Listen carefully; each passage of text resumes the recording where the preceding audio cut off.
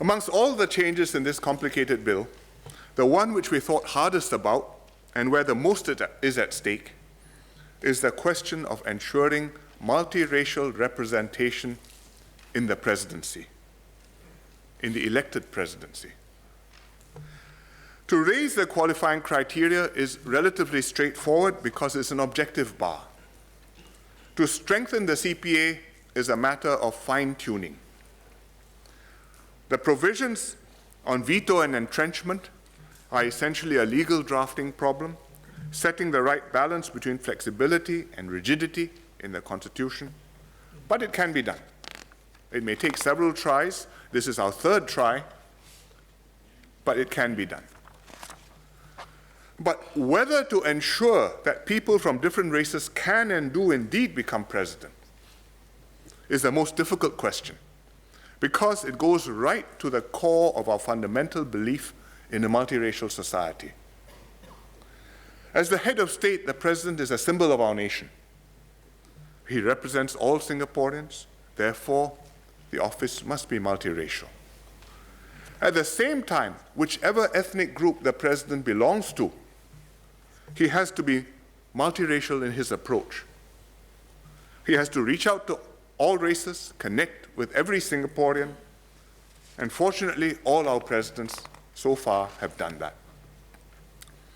If the president, who is a symbol of a multiracial nation, always comes from the same race, not only will he cease to be a credible symbol of our nation, the very multiracial character of our nation will come under question. Every citizen, Chinese, Malay, Indian, or some other race, should know that someone of his community can become president, and in fact, from time to time, does become president. This is not a theoretical matter. For us, race is a very live consideration with real-world implications. We've made enormous progress in our racial harmony, certainly, but we're not completely there. As a small, open, multiracial country, our ethnic groups are always subject to different external pulls and influences. Our racial harmony can be affected by developments in other countries, and this applies to all our ethnic groups. Take the rise of China, with which we have substantial relations. I spoke about this in the NDR, and Ms. Dean Pei-Ling, I was happy to hear, spoke about it yesterday too. China's rise is a tremendous plus for Singapore and for the world. Our companies do a lot of business in China, and many Chinese companies participate in our economy. We work on G2G projects, Suzhou, Tianjin, and now Chongqing, the Chongqing Connectivity Initiative. We have toing and froing intensively, tourism, culture, education.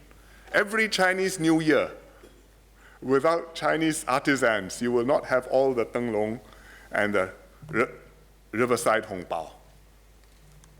Every community event, there is some engagement, some flow, some connection with some part of China which can add some extra color and vividness to our Singapore Chinese culture. And we want to grow this cooperation with China and take full advantage of our familiarity with the culture and with the language. So we talk about not just bilingualism, but biculturalism, and we make a big effort to develop those links. And yet, there's a risk because of our population composition, because of our cultural familiarity. People may misunderstand us to be a Chinese country and forget that, in fact, Singapore is an independent, sovereign country cooperating with other countries on the basis of our own national interests and positions. And it can lead to misunderstandings, it can lead to unrealistic expectations, it can lead to us being carried away, even domestically, and forgetting this fundamental fact about Singapore, that we are independent, sovereign, multiracial in Southeast Asia. And that is what we must always remember. We're not a Chinese country. We are a multiracial, multi-religious Southeast Asian country with an ethnic Chinese majority, but not a Chinese country. And we have to show this. We have to show this domestically to our own population, the Chinese population, as well as the non-Chinese population. And we have to show this externally to other countries too. So that's one important way in which the external world influences our domestic racial cohesion and considerations. Secondly, amongst our closest neighbors, race and religion are hot issues. You look at Indonesia, Basuki Cahayapurnama. You may know him by another name, Ahok, running for re-election as governor of Jakarta. Ahok is a Chinese and a Christian. His opponents cited a Quranic verse to tell Muslims not to vote for Ahok. They called him a kafir, an infidel. Strong word. Ahok responded in a YouTube video, accused them of lying and misinterpreting the Quran. Then they attacked Ahok for blasphemy. And Ahok was forced to apologize. But his opponents staged a huge demonstration in Jakarta last Friday. The protesters yelled, "We want a Muslim governor," and burn Ahok. There was violence and rioting. And today I read in the newspaper that Ahok went to the police yesterday, and the police interviewed him for 9 hours. They are investigating whether he committed blasphemy. In Malaysia, politics is based on race and religion. It's the antithesis of the way politics is conducted in Singapore. Political Islam is a dominant feature. PAS has tabled a hudud bill in Parliament. The Barisan Nasional government has allowed it to be put on the order paper. Non-Muslim parties are deeply upset about this, but they know that in such matters, they do not decide. The divide between the races is very deep. In Singapore, we worry about race and religion ourselves too. What will happen to our society if we have a terrorist attack? What more if the attack is by a Singaporean, self-radicalized after visiting extremist websites? Will we stand together, or will we split along racial and religious lines? A terrorist attack is frightening, but if it comes from outside, I think it's not so hard to understand. We pull together. If it should come from within, are we sure that we can heal back together so easily, unless we work very hard at it before the fact? So these events, external and influences, will affect our social cohesion. We are building a radically different society in Singapore than other countries in the region. Than China, because that's overwhelmingly one ethnic group, the Hans, than our neighbors who are working on a different basis than we are. We are seeking to be multiracial, equal, harmonious, gradually enlarging our shared Singaporean identity while celebrating our different cultures and faiths, allowing minority groups ample space to live their own ways of life, never forcing everybody to conform to a single norm set by the majority. We have to work consciously and systematically at this. It will not happen by itself, nor will we get there if we blithely assume that we've already arrived and don't talk about it, don't do anything about it, we are okay. That is not the way to be okay. The president is the most important unifying symbol of the nation. Singaporeans look up to the president as the personification of all that Singapore stands for. and all that we stand for in Singapore. So it's a fundamental necessity that the presidency be multiracial. If we have a nominated president, we can do this informally. Parliament can choose presidents of all races over a period of time, as it did. And the office will de facto be multiracial without explicit formal constitutional arrangements. But if the president is elected in a national election, then if we don't make deliberate arrangements to ensure a multiracial outcome, the presidency could well over time become a single-race office. Because minorities do find it harder to win in a national election. This is not an easy subject to speak about openly. Many of us want to be race blind. We feel ourselves to be race blind. We feel that we ourselves are race blind. And we are understandably uneasy about any suggestion that perhaps we are not so. I'm heartened that this is our ideal and our aspiration, but at the same time, I have to be realistic about where we are today. And you've seen the surveys. They show that a significant minority of Singaporeans, at least, consider race a factor when they vote and will not vote for somebody of a different race to be president. Not everybody, but not a small minority either. And that puts minority candidates at a disadvantage in an election. Mr. Murali spoke about this yesterday, and he knows this from personal experience. And I knew this when I sent Mr. Murali to Bukit Batok to fight a by-election in a SMC, knowing that it's not so easy for a non-Chinese to do that. But I did it because he knew the ground, I knew him, and I judged that this was a risk that I was prepared to take. And he fought hard, he won, but he can tell you, and I can tell you, that he had to fight harder than if I had sent a similar Chinese candidate familiar with the ground to go and fight and win. It is a reality of Singapore society and Singapore politics. And it's not just Singapore, it is so in every country, including the US. In 1992, when Bill Clinton first stood for election as president, he ran against George H.W. Bush, the senior George Bush. The blacks voted for Bill Clinton. Toni Morrison, who is a female black Nobel laureate for literature, described Bill Clinton rapturously as the first black president.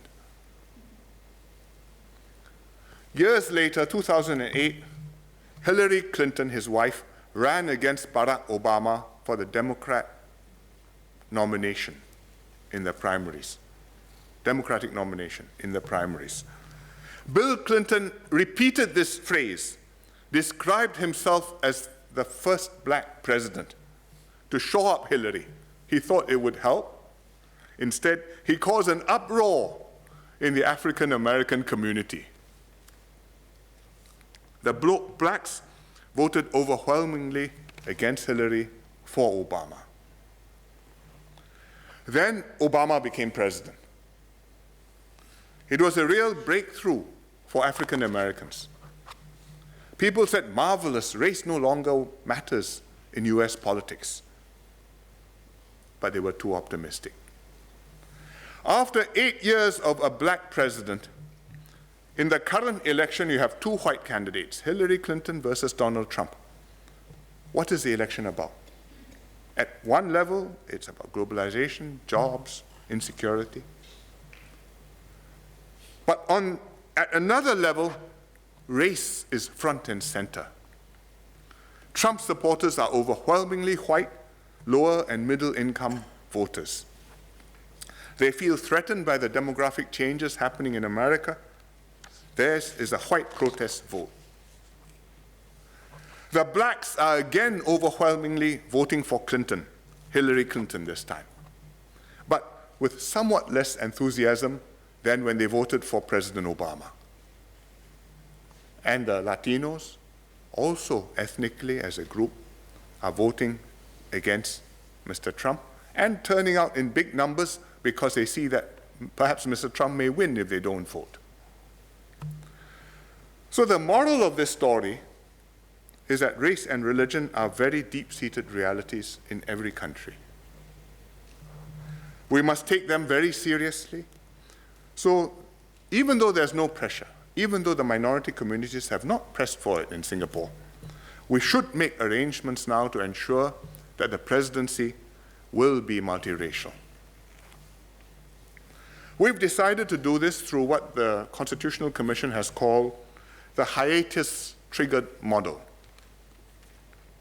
which means that presidential elections are generally open to candidates of all races, but if we've not had a president from a particular community for 5 consecutive terms, then the next term will be reserved for candidates from that community.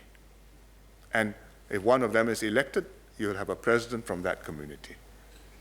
This means, because the 5 terms without, then one is reserved, this means that over 6 election terms, we should expect to see at least 1 Chinese president, 1 Malay president, 1 president who is either an Indian or another minority, provided qualified candidates appear.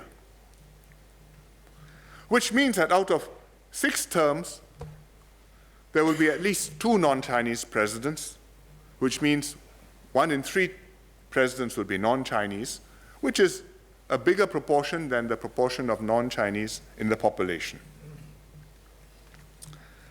Some people have objected that this arrangement goes against the principle of meritocracy. I understand their concerns, but I'd like you to consider 2 points. First, a candidate in a reserved election must still meet the same qualifying criterion. He must be competent for the job of wielding the custodial powers, and he must be as qualified as any other candidate who stands and wins in a non-reserved election. Secondly, the symbolic role of the president is just as important as his custodial role. As a symbol of the nation, the race of the candidate is relevant. So while individually a good candidate of any race will be satisfactory, collectively over a period of time, we need that mix of presidents of different races, and the election mechanism must be designed to produce such a mix over time. And that is what the hiatus-triggered model delivers. When should the racial provision start counting? The Constitutional Amendment Bill states that the government should legislate on this point, and the government intends to legislate when we amend the Presidential Elections Act in January next year. We have taken the Attorney General's advice. We will start counting from the first president who exercised the powers of the elected president. In other words, Dr. Wee Kim Wee. That means we are now in the 5th term of the elected presidency. We also have to define the ethnic group of each of the elected presidents we have had so far. There's no practical doubt, but as a legal matter, we have to define it, because you can't convene the committee retrospectively to certify them. So the Act will deem Dr. Wee Kim Wee as Chinese, Mr. Ong Teng Cheong as Chinese, Mr. S.R. Nathan, who served 2 terms, as Indian, and Dr. Tony Tan as Chinese. Therefore, by the operation of the hiatus-triggered model, the next election, due next year, will be a reserved election for Malay candidates. And that means if a Malay candidate steps up to run, or more than 1 Malay candidate steps up to run, who is qualified, Singapore will have a Malay president again. As Minister Yaakob Ibrahim observed yesterday, this would be our first Malay president after more than 46 years, since our first president, Encik Yusof Ishak. I look forward to this.